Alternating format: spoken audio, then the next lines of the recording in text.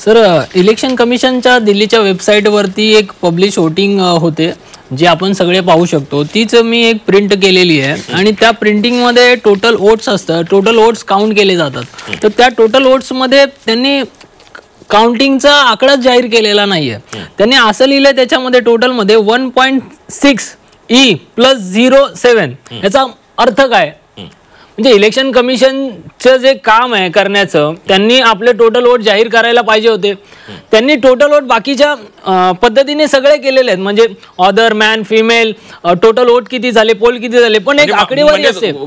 राहुल गांधीने जो आरोप केला त्याच प्रकारचा तुमचा आरोप आहे. थोडीशी गडबड वाटते तुम्हाला या सगळ्यामध्ये? तोरमारे सर, आपण बघितलं की आता आम आदमी पार्टीनं आता ठीक आहे, काय आरोप करायचा तो त्यांचा प्रश्न आहे, मात्र आतापासूनच निकाल अजून पूर्ण आलेले नाहीत, मात्र काहीतरी गडबड असल्याचा आरोप पुन्हा एकदा आता सुरू झाला.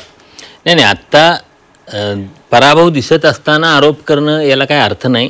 ते त्या जर आरोप असतील तर त्याला वस्तुस्थिती निदर्शक काही पुरावे, जसं काल राहुल गांधींनी ज्या पद्धतीनं महाराष्ट्रातल्या मतदानाच्या संदर्भात आकडेवारी 5 महिन्यात वाढलेले 39 लाख मतदार कुठले, त्यानंतर शिर्डीत एका इमारतीत 7,000 मतदार कुठले कसे आले, हे काही आकडेवारीनुसार त्या मतदार याद्यांच्यातला घोळ असेल आणि निवडणूक आयोग त्या मतदार याद्या सादर देत नसेल तर मला वाटतं आरोप करता येईल. आत्ताचे ह्या आरोपांना तसा काही फार वरवरच्या आरोपांना अर्थ नाही. ते नीट आत्ता निवडणूक एकीकडे निकाल जाहीर होत असताना आरोप करणं म्हणजे तुम्ही पराभवासाठी कारण सांगायला लागला असं होतं. मला वाटतं ह्या जर आरोप असतील तर निवडणूक निकालानंतर त्या संदर्भातलं विस्तृत सविस्तर पुराव्यानिशी मांडणी करायला पाहिजे. आणि आम आदमी पक्षाकडे सगळा डाटा आहे, त्यांच्याकडे त्यांची एक स्वतंत्र टीम आहे, त्यामुळे त्यांनी ते करावं. अगदी ही चर्चा अशी सुरू ठेवणार आहोत, अपडेट सुद्धा घेत राहणार आहोत. सध्या आम आदमी पार्टी ही 30 जागांवर तर भाजप ही 40 जागांवर आघाडीवर असताना पाहायला मिळते.